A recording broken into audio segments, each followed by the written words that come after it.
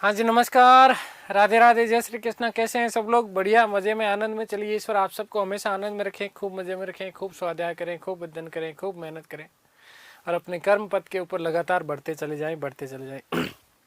दोस्तों, आज हम एक बहुत ही महत्वपूर्ण टॉपिक चर्चा करने वाले हैं।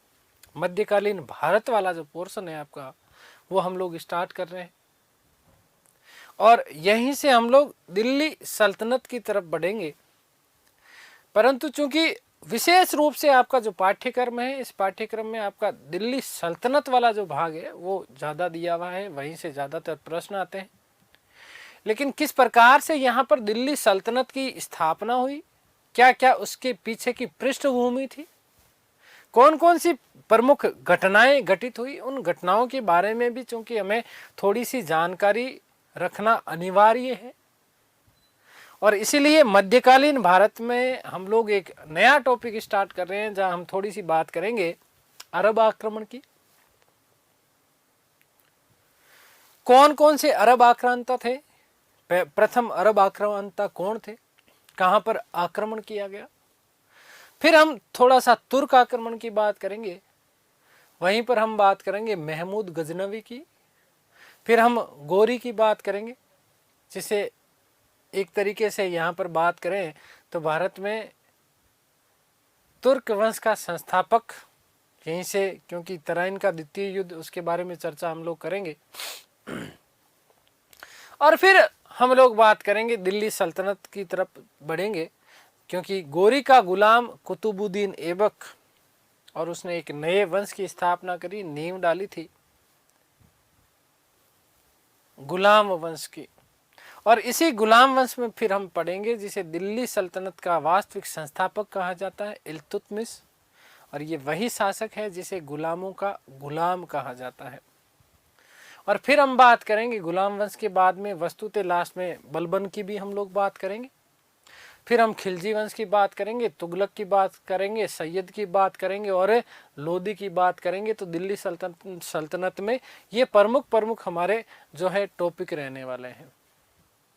लेकिन सबसे पहले चूंकि पृष्ठभूमि को समझना अनिवार्य है, किस प्रकार से यहाँ दिल्ली सल्तनत की भारत में स्थापना होगी, ये सारी की सारी चीजें हम लोग करने वाले हैं बात। चलिए, तो बहुत आराम से, मस्ती से, ध्यान से पढ़िएगा। मध्यकालीन भारत,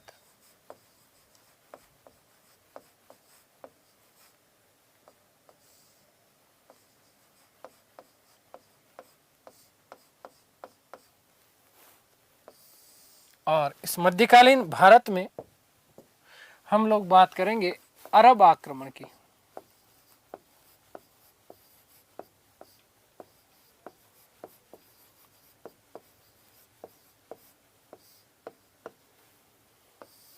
बहुत ज्यादा अंदर डिटेल में नहीं पढ़ना है, केवल बेसिक बेसिक बातें पढ़नी है।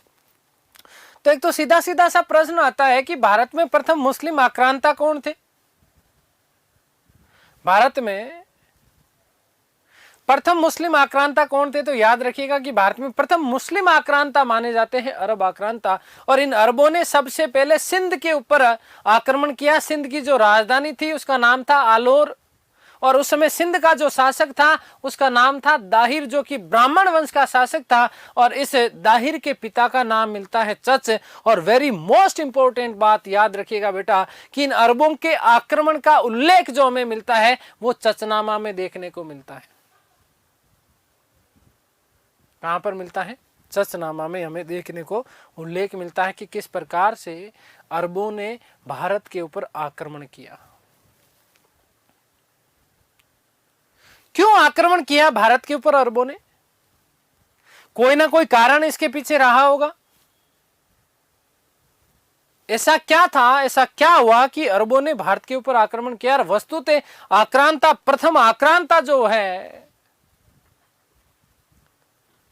वो मोहम्मद बिन कासिम, जिसने 712 ईस्वी में भारत के ऊपर आक्रमण किया। समझना इस चीज को, इसके पीछे क्या महत्वपूर्ण कारण माना जाता है उसके बारे में हम थोड़ी सी चर्चा करने वाले हैं। समझना इन चीजों को। अरब कंट्रीज अरब प्रदेश,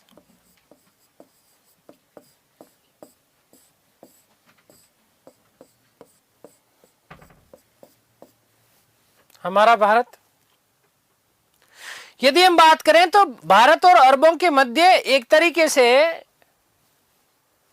पहले से व्यापारिक संबंध रहा करते थे, क्योंकि अरब मरुस्थलीय प्रदेश है, पूरा का पूरा खाने के लिए धूल के अलावा कुछ नहीं है ना। कैसा प्रदेश है? मरुस्थलीय प्रदेश है। और भारत क्योंकि धन धान्य से संपूर्ण परिपूर्ण देश था, इसलिए व्यापार चलता था, हल्का फुल्का व्यापार। अरबी जो लोग हैं, यहाँ वाला ये जो दक्षिणी भारत का वाला जो हिस्सा है, इस दक्षिणी भारत वाले हिस्से में यहाँ पर आते थे, यहाँ से कुछ गरम मसाले वगैरह कुछ चीजें ले जाते थे अपने साथ में। पैसा इनके पास में था नहीं, इसलिए या तो ऊंट दे जाते थे भारत में। भारत ऊंटों की देन भारत को किसके द्वारा? अरबों के द्वारा। और या फिर खजूर वगैरह इस प्रकार की जो चीजें हुआ करती थी, ये सारी की सारी जो चीजें थी, ये चीजें अरब आक्रांता यहां देकर के वस्तु विनिमय, ठीक है, वस्तु के वस्तु बदले वस्तु और लेकर के वापस अरब में चले जाते थे। और अरब में जाने के बाद में अपना जैसे कैसे जो है ये निर्वाह कर लेते थे।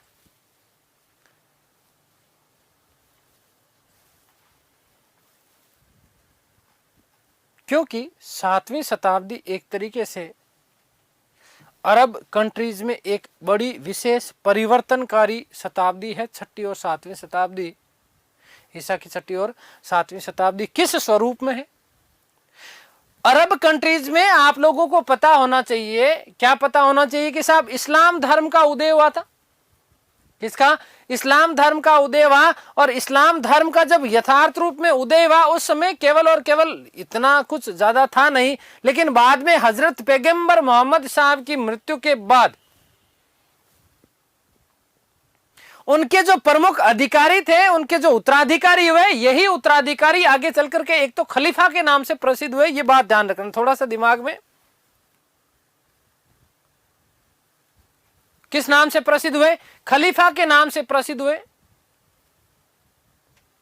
और जब ये खलीफा बने तो धीरे धीरे इन्होंने, क्योंकि इस समय अरब जो कंट्रीज थी, यहां पूरे के पूरे अरब कंट्रीज में एक तरीके से इस्लाम का वर्चस्व है, इस्लाम का जो है चारों तरफ फैला हुआ, चारों तरफ इस्लाम फैला हुआ है। और अब यहां पर यहाँ के जो लोग हैं, अरब लोग जो हैं, वो चाहते हैं कि इस इस्लाम का चारों तरफ कुछ प्रचार प्रसार भी होना चाहिए। तो इसलिए भी ये भारत की तरफ और ये भारत के बीच का जो क्षेत्र था, उस क्षेत्रों में उन्होंने धीरे धीरे इस्लाम का प्रचार प्रसार करना प्रारंभ किया। जिस समय भारत के ऊपर आक्रमण हुआ, उस समय इराक ईरान वाला जो क्षेत्र था, इस क्षेत्र का खलीफा जो था उसका नाम था वालिद।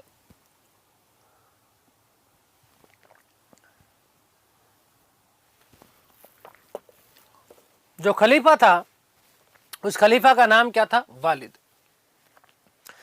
और इस प्रांत का गवर्नर हुआ करता था जिसका नाम था अल हज्जाज। क्या नाम था? अल हज्जाज। देखिएगा, समझिएगा चीजों को। इसी गवर्नर और खलीफा का मतलब समझते हैं आप लोग? खलीफा एक तरीके से हजरत पैगंबर मोहम्मद की मृत्यु के बाद में इस्लाम का सर्वोच्च जो धार्मिक गुरु हुए, वो अपने आप में खलीफा कहलाने लगे। और यही खलीफा अपने अधीन इस्लाम का प्रचार प्रसार करते थे, एक प्रतिनिधि बना करके प्रतिनिधि से शासन संचालित करवाते थे। यही प्रतिनिधि आगे चल करके दिल्ली सल्तनत काल के दौरान सुल्तान कहलाएंगे। तो एक तो बड़ा सा प्रश्न बनता है, सुल्तान और बादशाह में अंतर पूछ लिया जाता है। तो बाद या पाद शाह, बादशाह या पादशाह। सुल्तान कौन? जो खलीफा के अधीन रह करके अपने प्रशासन को, अपने शासन को संचालित करे, वो सुल्तान कहलाता था। खलीफा से एक आदेश पत्र प्राप्त करता था और इस आदेश पत्र को सनद कहा जाता था। बादशाह वस्तुतः भारत में प्रथम बादशाह, आगे जब हम मुगल काल की बात करेंगे तब मैं आपको बताऊंगा कि बादशाह कौन बेटा जी? बाबर, जिसने 1507 में बादशाह या पादशाह की उपाधि धारण करी। बाद धन शाह पाद धन सा। बाद या पाद शब्द का शाब्दिक अर्थ होता है स्थायी, शाह का मतलब स्वामी, जो अपने आप का स्वयं स्वामी हो, उसने अपने आप को बादशाह कहा।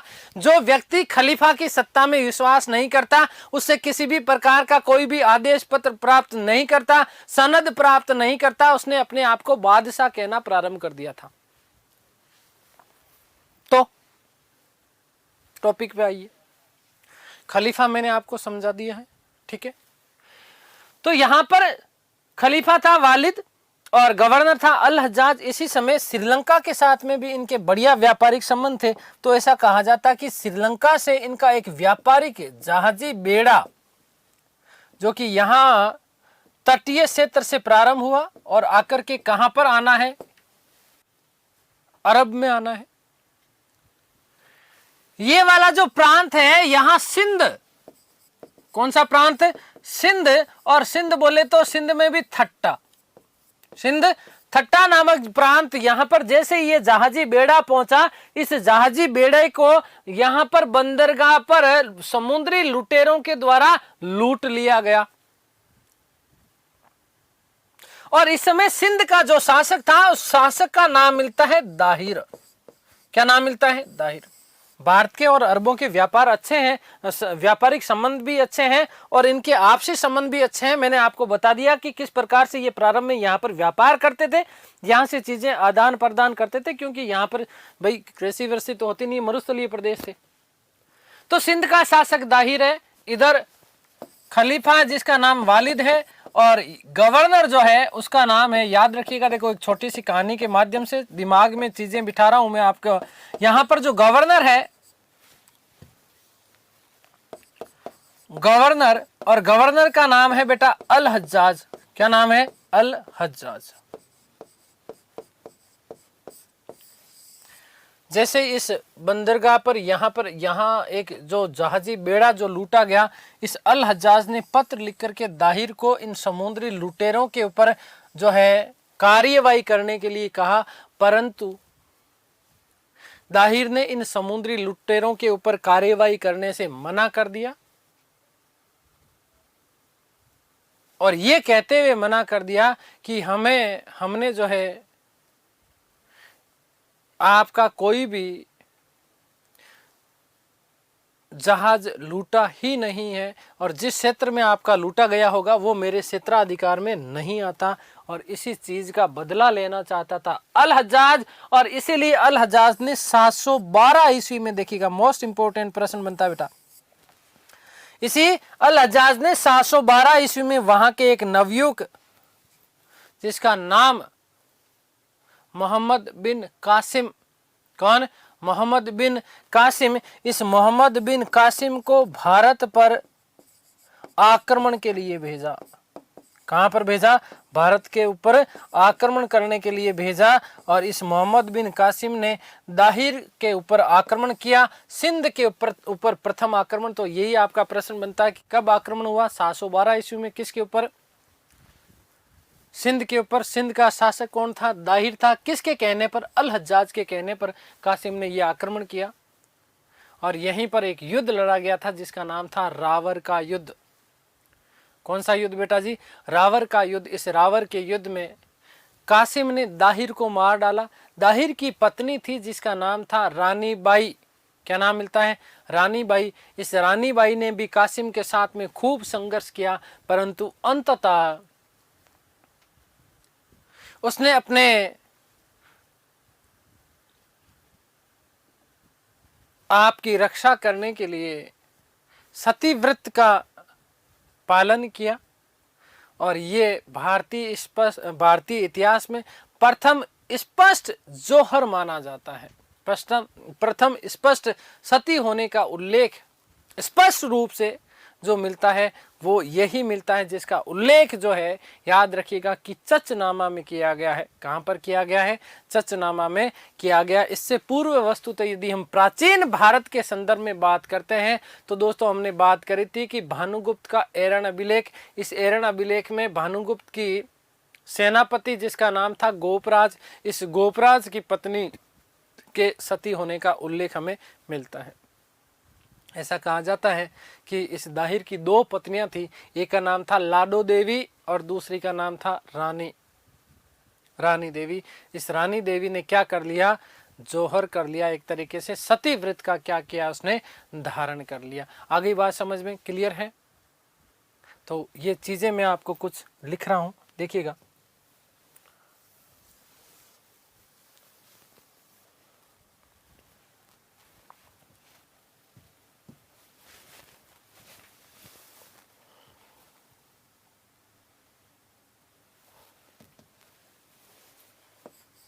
कि भारत पर आक्रमण करने वाले, भारत पर आक्रमण करने वाले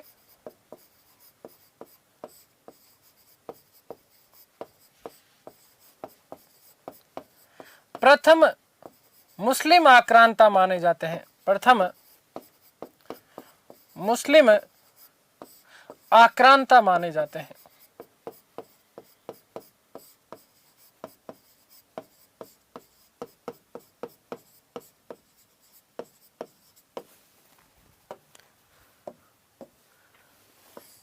भारत पर अरबों के इस आक्रमण का उल्लेख, भारत पर इस अरबों के इस आक्रमण का उल्लेख, अरबों के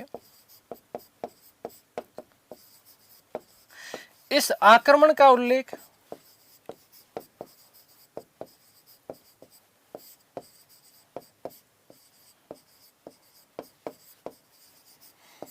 चचनामा में मिलता है, चचनामा में मिलता है। दोस्तों ऐसा कहा जाता है कि ये जो चचनामा जो लिखा गया था, ये चचनामा वस्तुतः मोहम्मद बिन कासिम, है ना, चचनामा में मिलता है। तो मोहम्मद बिन कासिम के किसी सैनिक के द्वारा लिखा गया था, वस्तुतः उसका नाम नहीं मिलता, परंतु बाद में जो है इसका अंग्रेजी भाषा में अनुवाद कर दिया गया था, और अंग्रेजी भाषा में अनुवाद किया गया था यूएम दाऊद पोटा के द्वारा। वस्तुतः अरबी भाषा का ये ग्रंथ है जिसमें सिंध आक्रमण का उल्लेख मिलता है। ठीक है, तो याद रखिएगा कि चचनामा के अनुसार, चचनामा, थोड़ी सी कुछ बातें कर लेते हैं चचनामा के बारे में, बेसिक बातें। अरबी भाषा का ग्रंथ है, अरबी भाषा का ग्रंथ। याद रखिएगा कि कासिम के किसी अज्ञात सैनिक के द्वारा लिखा गया, अज्ञात सैनिक द्वारा लिखा गया।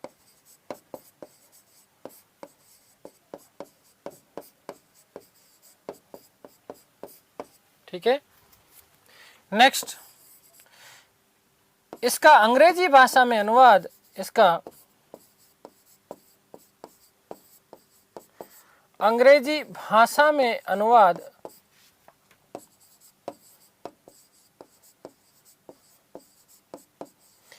यूएम दाऊद पोटा के द्वारा किया गया, यूएम दाऊद पोटा द्वारा किया गया।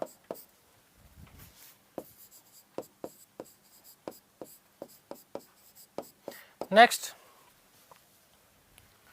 हम बात कर लेते हैं रावर का युद्ध।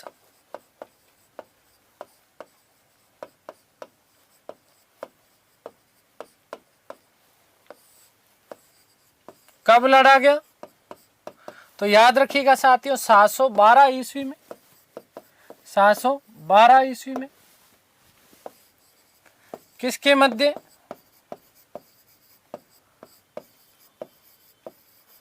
देखिएगा कि सिंध के शासक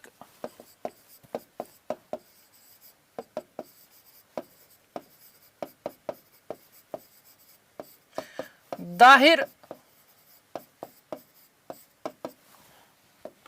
व मोहम्मद बिन कासिम के मध्य, मोहम्मद बिन कासिम के मध्य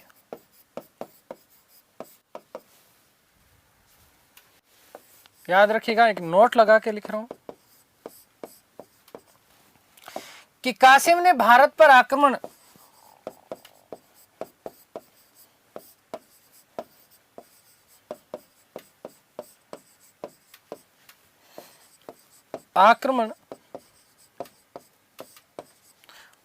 उसके गवर्नर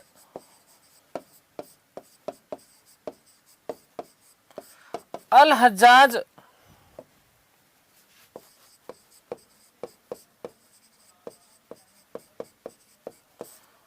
व खलीफा वालिद के कहने पर किया।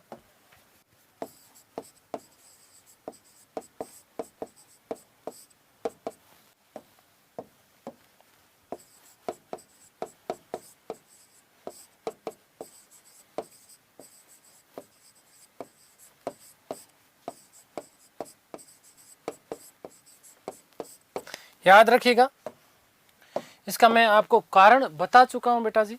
कारण क्या था कि जब श्रीलंका से एक जहाजी बेड़ा आ रहा था तो सिंध थट्टा के समीप उस जहाजी बेड़े को लूट लिया गया। सिंध के शासक दाहिर ने उस पर आक्रमण जो है कार्यवाही करने से उसने मना कर दिया और इसीलिए रावर का युद्ध लड़ा गया। किस किस के मध्य? सिंध के शासक दाहिर और मोहम्मद बिन कासिम के मध्य। ठीक है, याद रखिएगा कि इस युद्ध में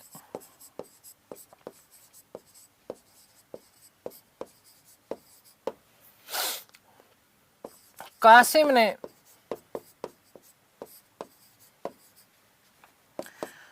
दाहिर को मार दिया।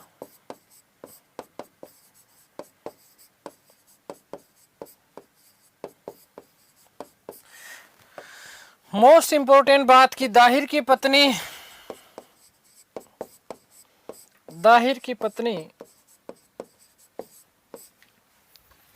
रानी देवी ने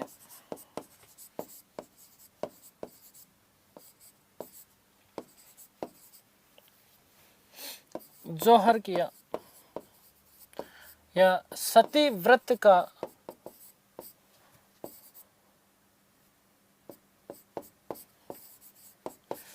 पालन किया।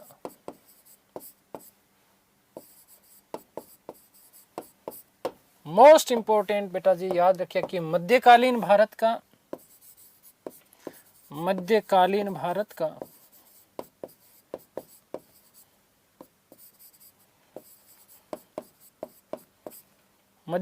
भारत में यह सती होने का प्रथम प्रमाण माना जाता है। प्रथम प्रमाण माना जाता है।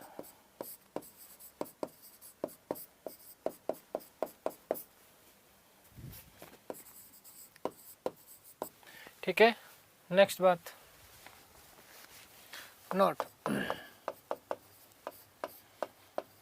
कि दाहिर की दो पत्नियां, कौन कौन सी दो पत्नियां? एक ये वाली, एक ये वाली। एक लाडो देवी, याद रखिएगा, एक तो रानी देवी और दूसरी लाडो देवी। यहाँ से एक छोटी सी बात आपको और याद रखना है क्योंकि यहीं से उसकी दो पुत्रियों का भी उल्लेख मिलता है, सूर्या देवी और पारमल देवी। वस्तुतः ऐसा उल्लेख मिलता है कि जब कासिम ने इनके ऊपर आक्रमण किया तो आक्रमण करने के बाद में इस कासिम ने राजा दाहिर की दो पुत्रियां सूर्या देवी और पारमल, रावर युद्ध के बाद में इन सूर्या देवी और पारमल देवी को अपने साथ में रख लिया, अपने पास में रखा और रखने के बाद में सोचा कि कुछ दिन मैं भोग करता हूं और बाद में इनको जो है अपने खलीफा वालिद उसकी सेवा में भेज दूंगा ताकि वालिद जो है खुश हो जाएगा। अब इस बात में कितनी सच्चाई है, क्या है वास्तविक रूप में नहीं पता, लेकिन फिर भी क्योंकि चचनामा में इस प्रकार का उल्लेख मिलता है।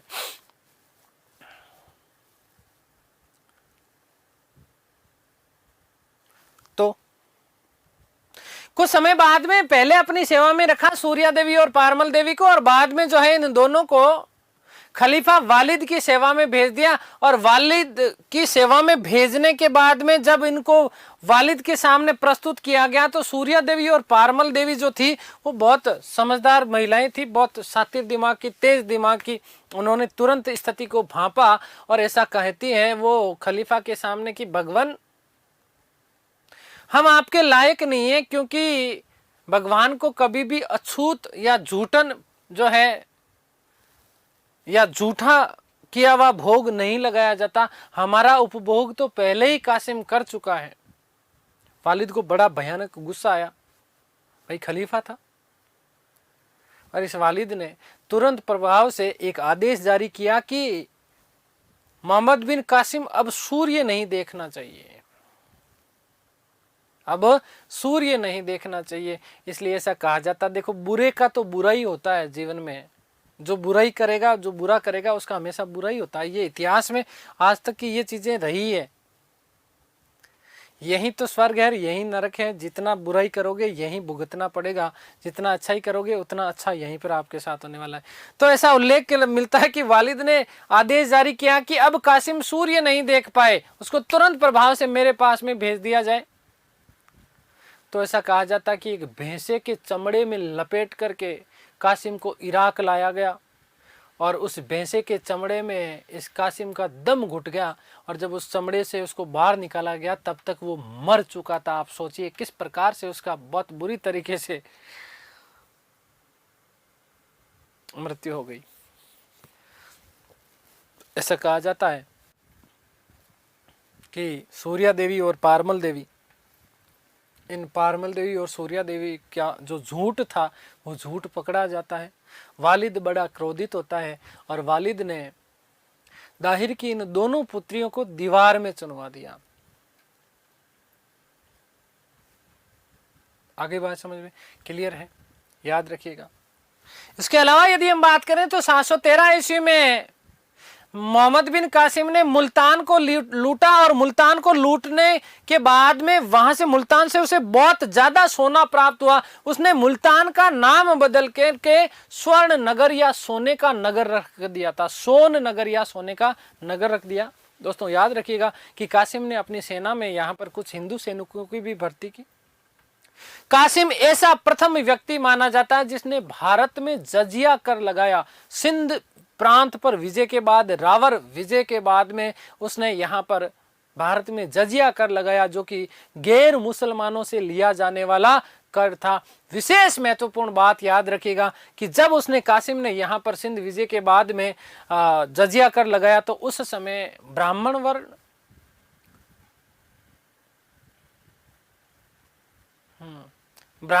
वर्ण, अपंग मतलब लूले लंगड़े, विधवा और अनाथ, ये जो 4 लोग थे, इन चारों लोगों से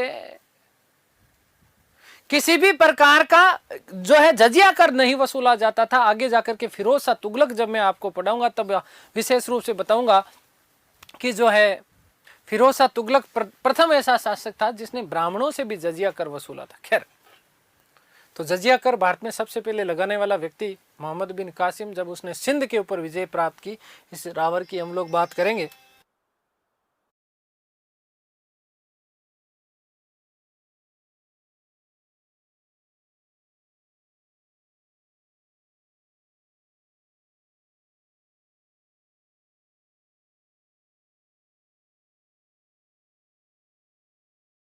अरबों से और क्या महत्वपूर्ण प्रश्न आपके बन सकते हैं, देखिएगा। ऊंट पालन, खजूर की खेती में पहले ही बता चुका, ये दोनों चीजें अरबों की देन है भारत को। दूसरा यदि हम बात करते हैं तो मोस्ट इंपोर्टेंट प्रश्न बनता है बेटा, पंचतंत्र का अरबी भाषा में अनुवाद किस नाम से जाना जाता है? कलीला वादिमना के नाम से जाना जाता है। किस नाम से? कलीला वादिमना के नाम से जाना जाता है। और दूसरी महत्वपूर्ण बात याद रखिएगा कि जब हमने गुप्त काल की बात की थी तब मैंने आपको एक ग्रंथ बताया था, और उस समय यह भी कहा था कि अरबों ने जब भारत के ऊपर आक्रमण किया तो मोहम्मद बिन कासिम ये अपने साथ अरब ले गया था, अरबी आक्रांता अपने साथ में ले गए थे। तो याद रखिएगा कि गुप्त काल में जो ब्रह्म सिद्धांतिका व खंड खाद्यक, जो ब्रह्मगुप्त के द्वारा लिखे गए ग्रंथ थे, इन दोनों ग्रंथों को अरबी आक्रांत अपने साथ ले गए और वहां ले जाकर के इन दोनों ही ग्रंथों का अरबी भाषा में अनुवाद किया गया। और अरबी भाषा में जो इसके अनुवादक हैं वो हैं जल जाफरी। कौन है? जल जाफरी। ठीक है, 8वीं शताब्दी में इन दोनों ग्रंथों का खलीफा मंसूर के समय अरबी भाषा में इन दोनों ग्रंथों का क्या किया गया? रूपांतरण किया गया। ठीक है, अरबों का जो मुख्य उद्देश्य जो था वो व्यापारी के रूप में थे, व्यापार के रूप में सबसे पहले आते थे भारत में। यहाँ केवल वो लूटपाट के माध्यम से इसके लिए आया था। ठीक है, अचानक से आक्रमण किया था। एक व्यक्ति है वुलजले हेग, उन्होंने कहा कि अरबों की भारत में सिंध विजय को एक आकस्मिक कथा मात्र बता दिया गया वुलजले हेग के द्वारा। तो इस प्रकार से भारत में ये प्रथम अरब आक्रांता, इसकी हम लोगों ने बात कर ली है। देखिएगा कुछ चीजें मैं आपके लिए और जो है महत्वपूर्ण बता देता हूं कि रावर युद्ध के बाद, रावर युद्ध के बाद कासिम ने दाहिर की दो पुत्रियां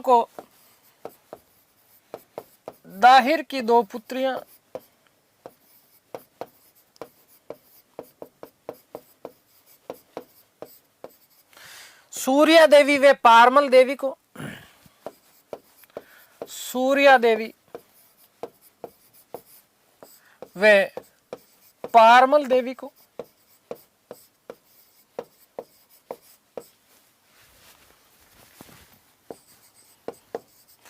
बंदी बना कुछ समय अपने पास रखा, कुछ समय अपने पास रखा।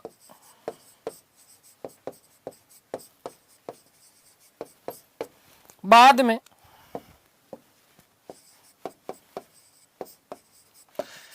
खलीफा वालिद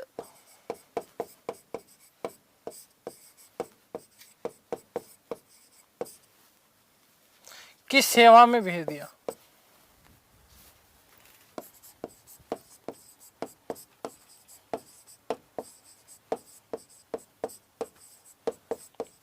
बेटा जी याद रखिएगा, मोस्ट इंपॉर्टेंट बात बन जाती है आपकी कि इन दोनों ने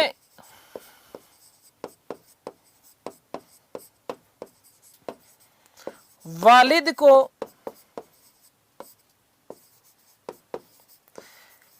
कासिम के विरुद्ध भड़काकर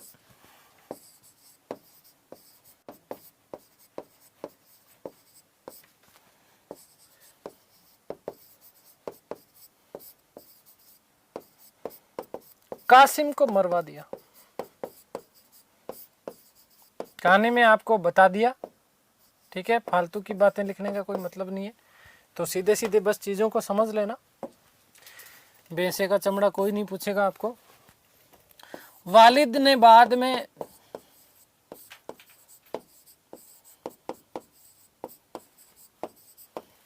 दाहिर की इन दोनों पुत्रियों को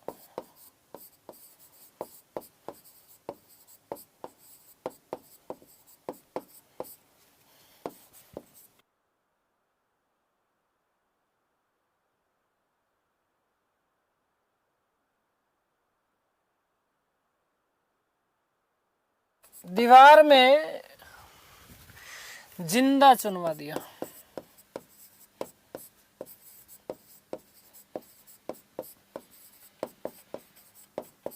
ठीक है, कुछ अन्य महत्वपूर्ण तथ्य मैं लिख रहा हूं आप लोगों के लिए।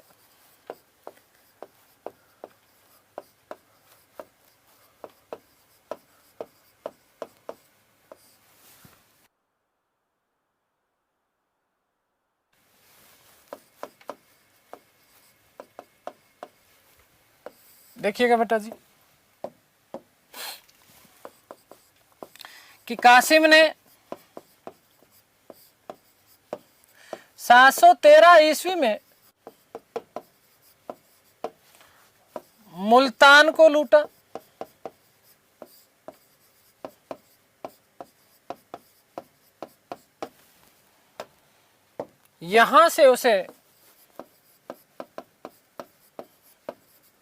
या इस लूट से इसे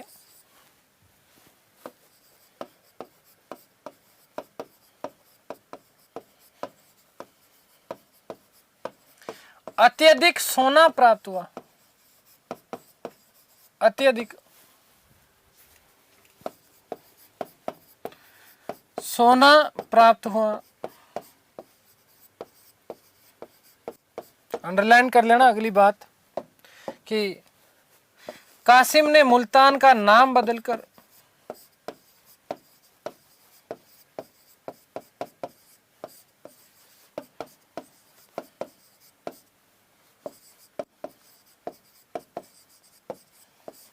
सोन नगर रख दिया।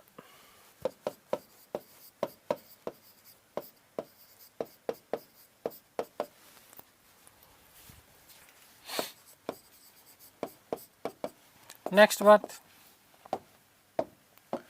कि सिंध विजय के बाद, मोस्ट इंपॉर्टेंट करना है इसको, सिंध विजय के बाद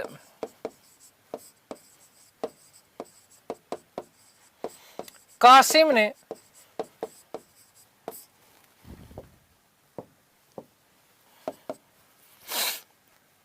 सिंध में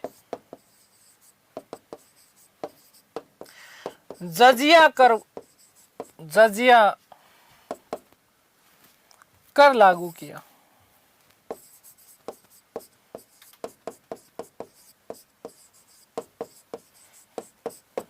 ऐसा करने वाला प्रथम, ऐसा करने वाला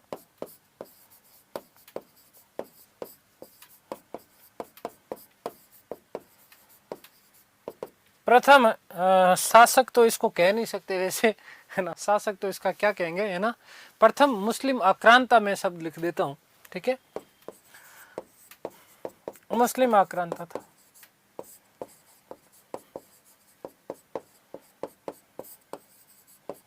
विशेष ध्यान रखना कि प्रारंभ में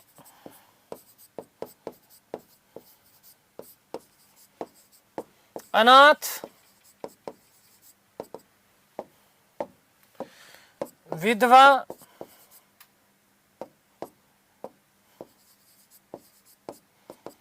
अपंग,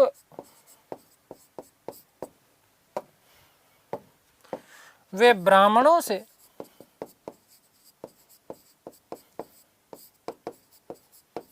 जजिया नहीं वसूला जाता था।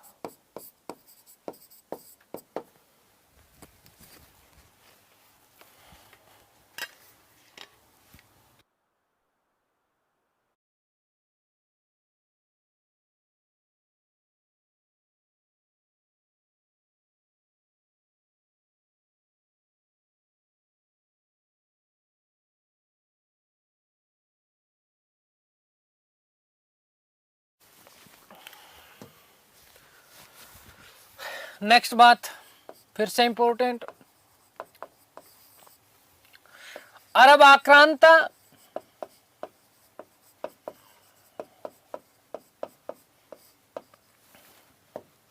भारत से वापस लौटते समय, भारत से वापस लौटते समय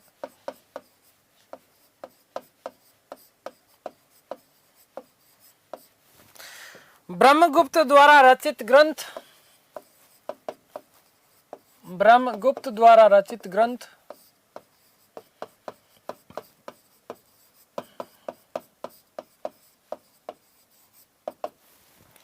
ब्रह्म सिद्धांतिका, इसी को ब्रह्म स्फुट सिद्धांतिका भी कहा जाता है बेटा, याद रखना, ब्रह्म सिद्धांतिका या ब्रह्म स्फुट सिद्धांतिका, ठीक है ना, एक ही बात है, ठीक है, याद रखिएगा, ब्रह्म सिद्धांतिका या ब्रह्म स्फुट सिद्धांतिका, ठीक है।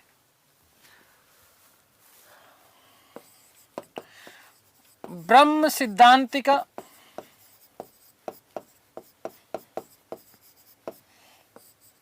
व खंड खाद्यक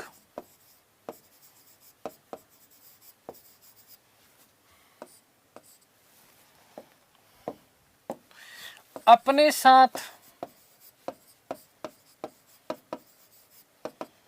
ले गए। इन दोनों ग्रंथों का 8वीं शताब्दी में मोस्ट इंपॉर्टेंट लाइन है, ये याद रखना इन दोनों ग्रंथों का।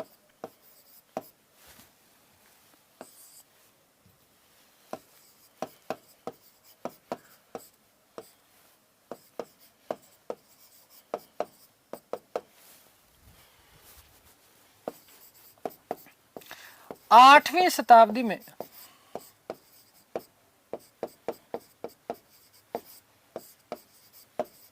खलीफा मंसूर के समय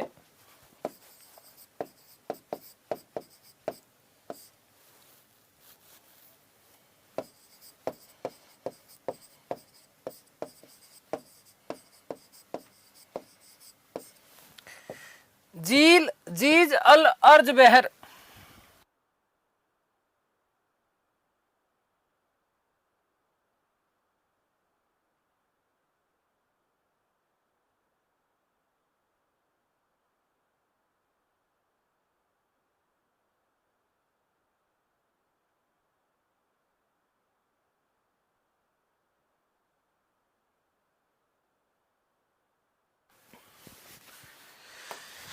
तो याद रखिएगा कि जल जाफरी द्वारा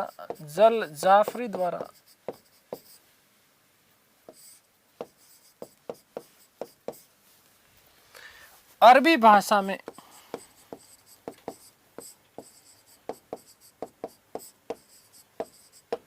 अनुवाद किया गया।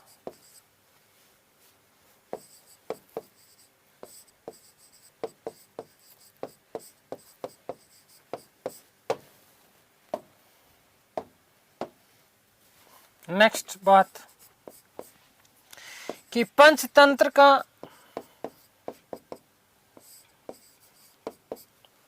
फिर से इसको इंपॉर्टेंट करना मोस्ट है। अरबी भाषा में अनुवाद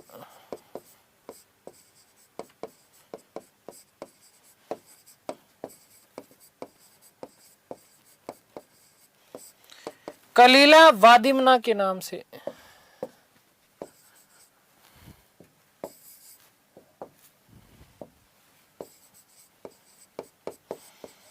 कलीला वादिमना के नाम से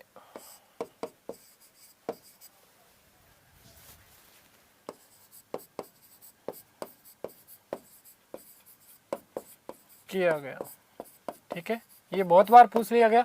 पंचतंत्र ऐसा ग्रंथ है जिसे सर्वाधिक भाषाओं में अनुवादित किया गया है। पंचतंत्र ऐसा ग्रंथ है बेटा जी, याद रखना, जिसे सर्वाधिक भाषाओं में अनुवादित किया जाने वाला भारतीय ग्रंथ कौन सा है? पंचतंत्र। याद रखना, मैं गुप्त काल के दौरान पढ़ा चुका आपको, है ना। ठीक है, विष्णु शर्मा।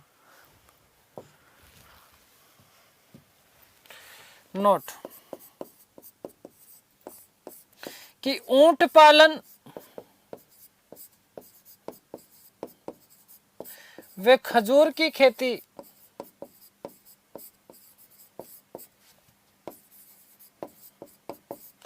भारत को अरबों की देन है।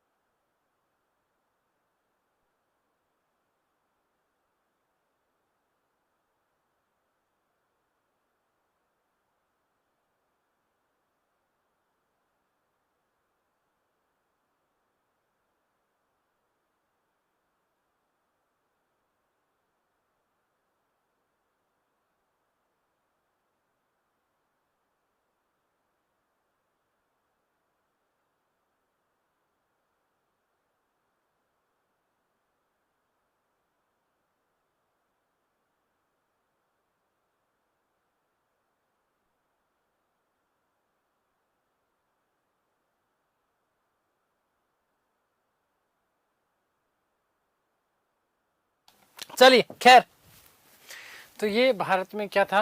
अरबी आक्रमण था। अगली हम लोग बात करेंगे भारत में तुर्क आक्रमण की।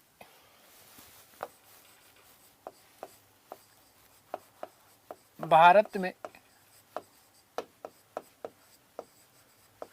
तुर्क आक्रमण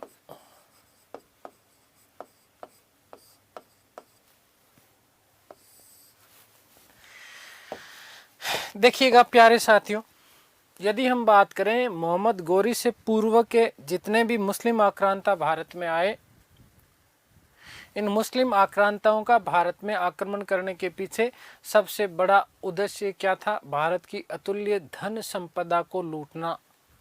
तो आपसे पूछा जा सकता है, जैसा कि मुझे जहाँ तक याद है फर्स्ट ग्रेड 2020 का जो पेपर हुआ था उसमें भी प्रश्न पूछा गया था कि भारत में तुर्कों के आक्रमण का मुख्य कारण क्या था। तो याद रखना कि तुर्कों के मुख्य आक्रमण का मुख्य कारण था भारत की अतुल्य धन संपदा को लूटना। भारत में तुर्क आक्रमण कब प्रारंभ हुए? 10वीं शताब्दी में किसने किया? सबसे पहले यह भी प्रश्न बनता है कि भारत में सबसे पहले तुर्क आक्रांता कौन था? मुस्लिम आक्रांता अरबी मोहम्मद बिन कासिम, तुर्क आक्रांता तुर्कों के रूप में आए। तो याद रखिएगा व्यक्ति का नाम था सुबक्तगीन। क्या नाम था? सुबक्तगीन को भारत में प्रथम तुर्क आक्रांता माना जाता है। और उसके बाद में महमूद गजनवी, जिसने भारत को खूब लूटा, 17 बार भारत के ऊपर आक्रमण करता है। और उसके बाद में मोहम्मद गोरी। यदि हम थोड़ी सी चर्चा करें कि तुर्क थे कहाँ के, तो अटल बिहारी वाजपेयी की आपको यदि यादें कुछ ताजा हो तो उन्होंने, जब वो प्रधानमंत्री के पद पे हुआ करते थे, तो उन्होंने एक बहुत बड़ा संभाषण दिया था कि हम भारतीय लोगों के ऊपर,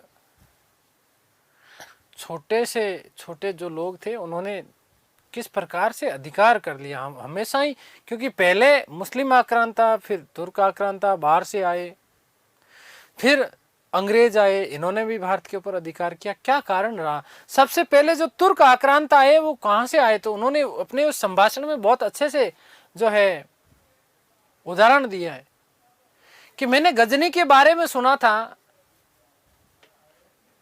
किसके बारे में? गजनी के बारे में कि महमूद गजनवी वहां से, गजनी से आता है और भारत को 17 बार लूट करके चला जाता है। सोमनाथ जैसे मंदिर को अपने 16वें अभियान के दौरान बहुत बुरी तरीके से लूटता है, लूटने के बाद में चला जाता है यहाँ से।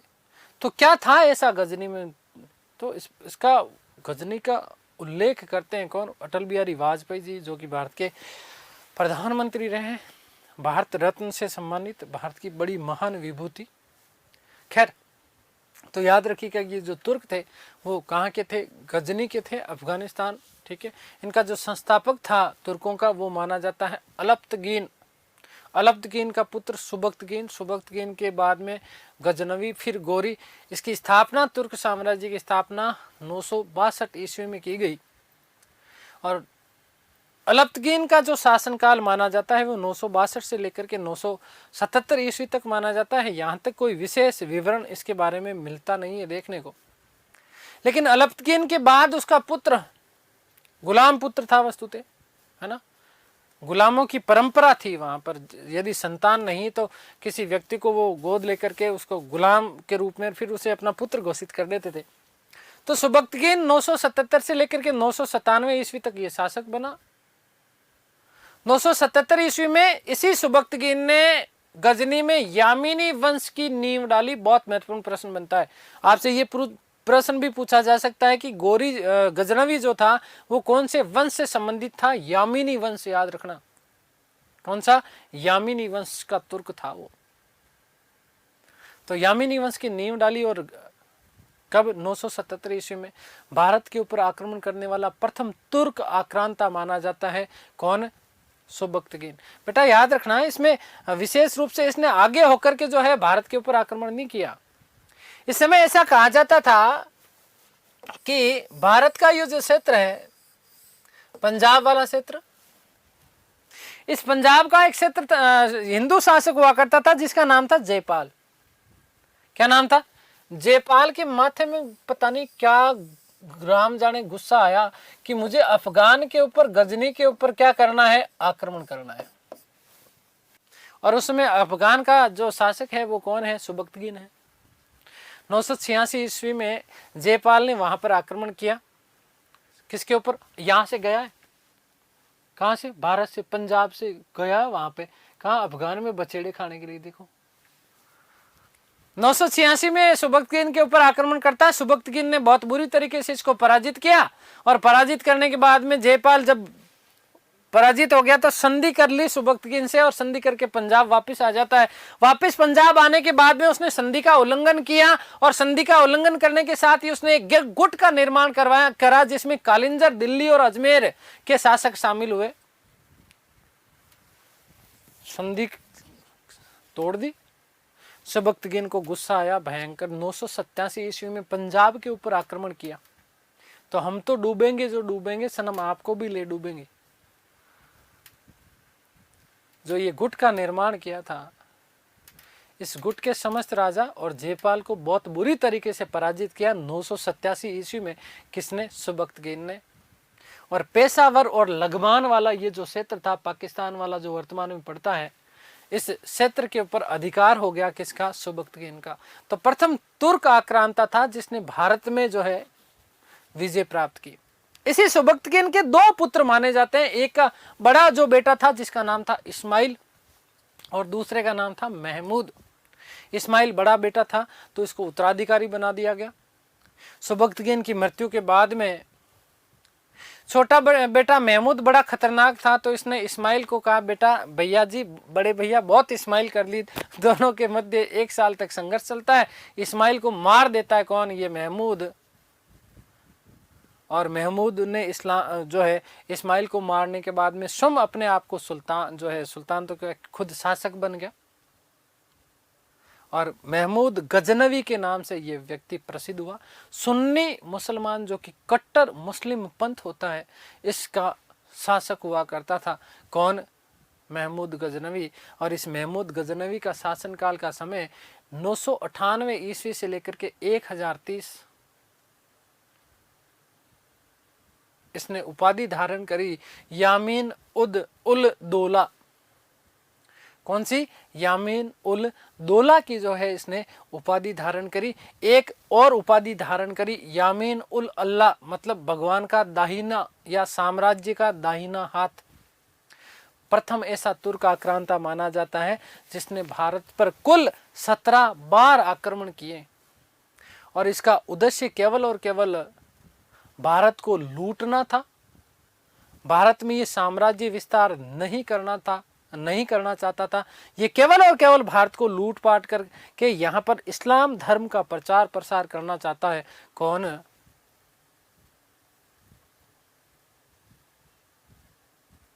महमूद गजनवी।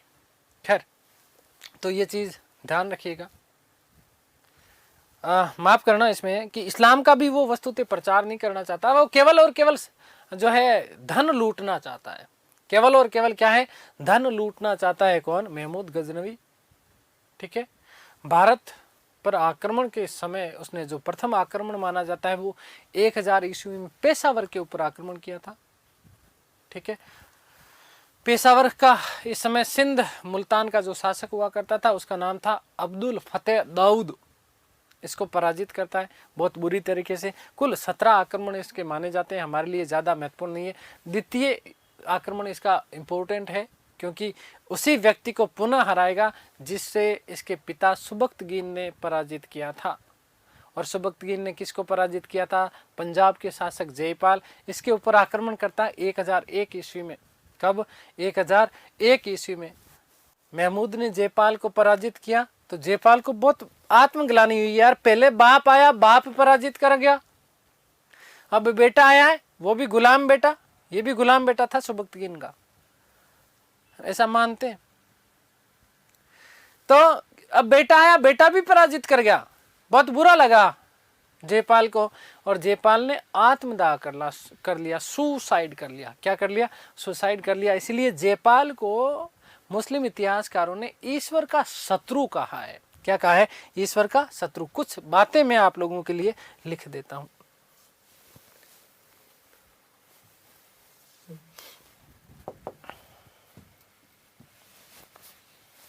भारत में तुर्क आक्रमण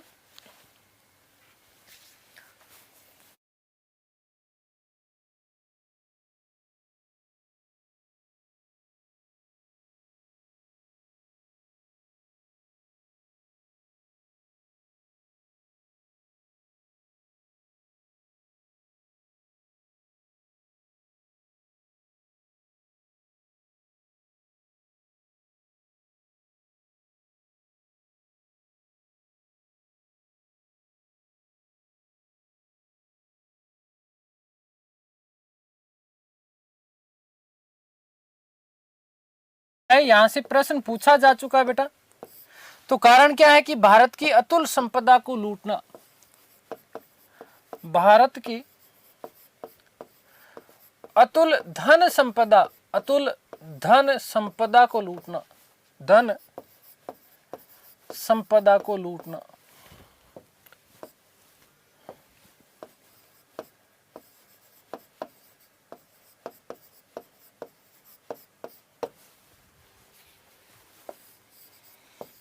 कब आक्रमण प्रारंभ किए गए? तो 10वीं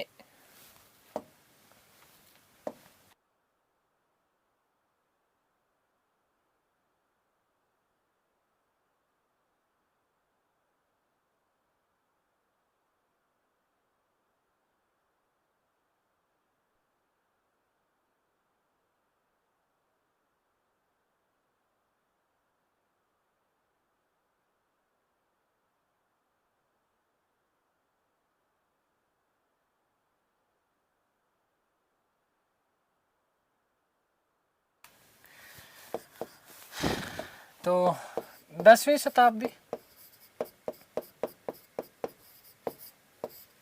ठीक है। याद रखिएगा कि तीन तुर्क आक्रांता, तीन तुर्क आक्रांता,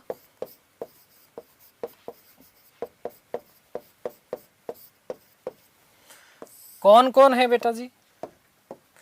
नंबर 1 सुबक्तगीन,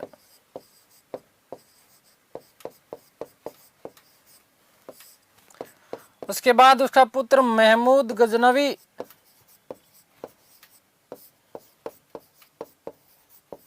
और फिर उसके बाद में मोहम्मद गोरी। ये क्रम पूछ लिया जाता है, याद रखना। मोहम्मद गोरी, ठीक है।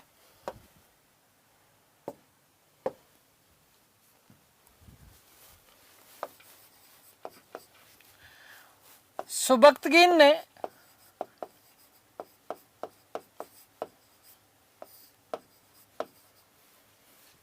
सर्वप्रथम 986 ईस्वी में पंजाब के शासक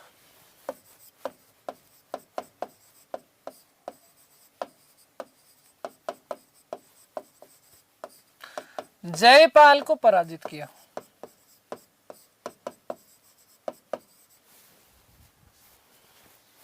क्यों किया, कैसे किया, मैं आप लोगों को बता चुका कहानी। क्योंकि जयपाल स्वयं वहां पर जाता है, जयपाल स्वयं वहां पे जाता है सिंध के ऊपर आक्रमण करने के लिए, ठीक है।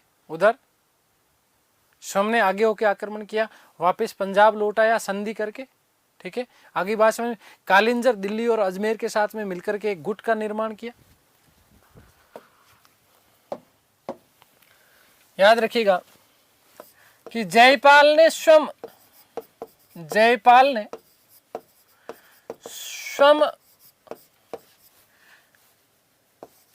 अफगान पर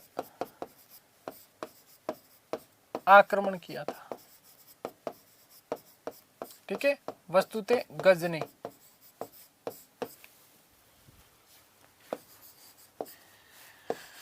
987 ईस्वी में सुबक्तगीन ने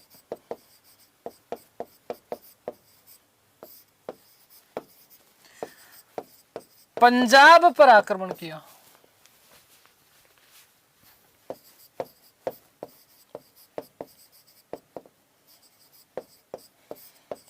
आक्रमण कर शासक जयपाल को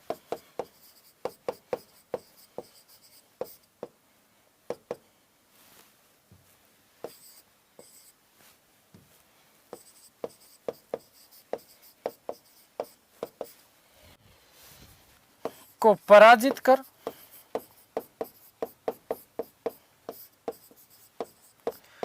लगमान वे पेशावर, लगमान वे पेशावर के क्षेत्रों पर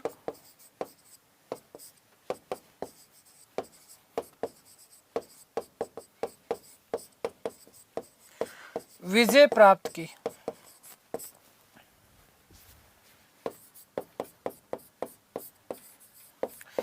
ऐसा करने वाला प्रथम तुर्क आक्रांता था। ऐसा करने वाला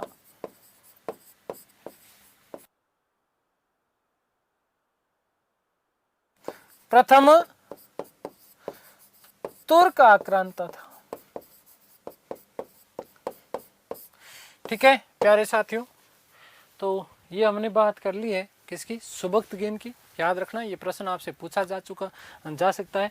और एक नोट मैं और लिख देता हूं कि सुबक्तगीन ने गजनी में यामिनी वंश की नींव डाली थी। सुबक्तगीन ने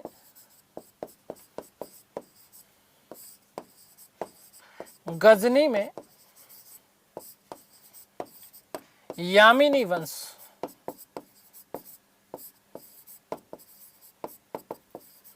की नींव डाली। ठीक है, अगली जो हमारी क्लास होगी उसमें महमूद के जो प्रमुख आक्रमणों की हम लोग बात करेंगे और साथ ही साथ गोरी की थोड़ी सी बात करेंगे। ठीक है, क्योंकि ये ज़रूरी है आप लोगों के लिए। थोड़ा सा फिर डिटेल में हम लोग पढ़ेंगे किसको, दिल्ली सल्तनत को। किसको, दिल्ली सल्तनत को, जो कि आपके पाठ्यक्रम का मूल हिस्सा है, मूल भाग है। तो उम्मीद करता हूँ कि सारी की सारी चीज़ें आप लोगों को समझ में आई होगी। ईश्वर से प्रार्थना करता हूँ कि आप सब स्वस्थ रहें, मस्त रहें, तंदुरुस्त रहें, आह्लादित और प्रसन्नचित रहें।